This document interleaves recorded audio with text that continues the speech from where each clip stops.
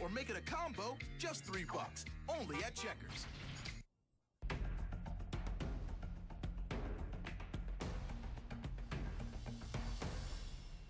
It was the bullying story that transfixed and horrified parents across the nation when 15-year-old Michael Brewer was doused with rubbing alcohol by 3 classmates, set ablaze, and left for dead. His is a remarkable story of survival and courage, one that he and his mother only now can recount in detail. And Juju Chang has our report.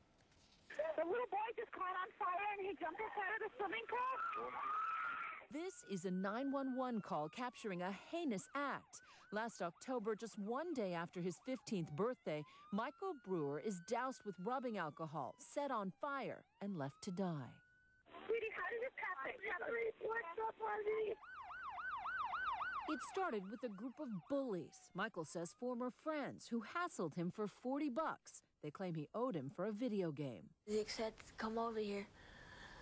Nobody's gonna hit you. And somebody poured something on me and let me on fire. Michael jumps into a nearby pool in a frantic, instinctive attempt to put out the flames. I saw like a kid throwing something at the other kid, and then next thing you know, the kid was on fire. But his long and painful fight to stay alive is just beginning. Within 12 minutes, he's medevaced to Jackson Memorial Hospital's trauma center. 65% of his body was covered by 2nd and 3rd degree burns. It's a devastating injury where you can't breathe for yourself, you can't support your own blood pressure, you can't move. They didn't really tell me how bad it was. They kept it from me. His is a remarkable story of survival and courage, one that he and his family only now can recount in detail. I had a hole like that big. Michael can't even remember what happened those first few weeks as he lay in a coma, medically induced in part to keep him from feeling the unspeakable pain. Nothing could completely get rid of the pain. They had him on propofol. I believe that's what it's called, the same medication that Michael Jackson was on. Which is used for surgery. Yes. At first, Michael's family held vigil day and night, his mom Valerie refusing to leave his bedside. We almost lost him several times. His kidneys started to fail. He had a problem with his heart. 15-year-old Michael Brewer, who was burned by a group of classmates. 3 of his alleged attackers are behind bars, charged as adults. For weeks, as Michael's life hangs in the balance, he becomes a national symbol for the evils of bullying. Spontaneous acts of kindness start pouring in. Car washes, bake sales, celebrity events, totaling more than $300,000. As the 7th grader endures massive surgeries, grafting healthy skin from the front of his legs to cover the burns, his sheer determination helps him not only to recover, but to thrive. Nice. Against all odds, after 10 long months, this is Michael now. It stretches out the cords. Baseball is therapy. Okay, handsome, there you go. All those donations bought a new house in Michael's name, away from the old neighborhood bullies. We caught up with him on this first day of school. It was fun. I like this school. How did the kids treat you? Pretty good. Nice, not mean. His face is flawless. Even his buzz cut is a triumph. When he was burnt, the back of his head, he had no hair all the way up to here. And the fire had damaged both ears. We thought he was going to lose one of his ears. And but they're beautiful, your ears now. They are. It took months of grueling physical therapy to get to this point. After we got out of the hospital, we stayed at the Ronald McDonald House, and he got to see himself in a mirror for the first time. He cried. He's like, Mom, I'm a monster. And at that point in time, he still had open wounds. And I explained to him, I said, Michael, I said, I know it looks really, really bad right now. I said, but it will get better. Michael says the worst part of his recovery was an excruciating hour-long daily ritual. What was the hard part for you? Showers. I heard you called it torture time. How come? It's stung really bad. Stung. It was painful? Yeah, the open wounds, the water touched it, burned. And it would be painful. How do you describe that kind of pain? Agony. You're getting teary just thinking about it. Yeah.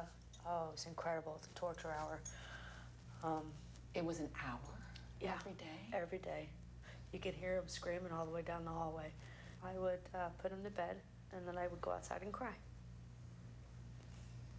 Every day. It was incredible. Valerie says the long road back was paved by the prayers and outreach of countless people. In order for me to keep a paycheck, to keep our health insurance for Michael, my coworkers and the management donated their vacation time to me so I can keep getting paid and getting insurance for Michael. And sit by his bedside. Sit by his bedside, yes. The physical scars may be fading, but with the trial of Michael's accused bullies set to start in a few weeks, the emotional scars are resurfacing. I heard that you're having nightmares a little bit. Well, I don't know about them. You don't? Yeah, I know about them. Dad knows about them. We hear him. He screams out in the middle of the night, and I had to go down and check on him. He sleeps through it. When I wake up, I don't remember anything about it. So just put in the middle of the board. Middle of the board. Just push off. Michael is moving on, resilient, grateful, but he still suffers from post-traumatic stress. Our house came with a gas stove, and he can't be anywhere near the gas stove. If he controls it, he's okay. But the first time I lit the stove and he was standing nearby me, it startled him, and he had a flashback. His voice may be weak, but it's packed with moral authority, and he wants to speak out against bullying. Because I felt what it feels like to get burned, bullied,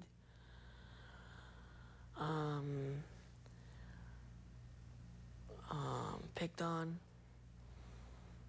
So I want that to stop to everybody, every kid in school. You want that to... We can't forget them. We can't forget what has happened to other children. And we have got to take a stand.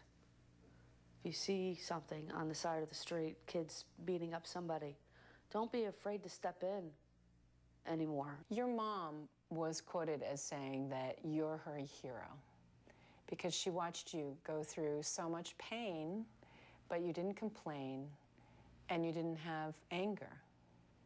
What do you think when you hear that? I feel happy. Because? I have a loving family. I'm Juju Chang for Nightline in Florida. The 3 teenagers accused of participating in that attack have been charged as adults with second-degree attempted murder. Each faces a maximum of 30 years in prison. All have pleaded not guilty. Good luck to Michael and his mother. And when we come back, we're going to take a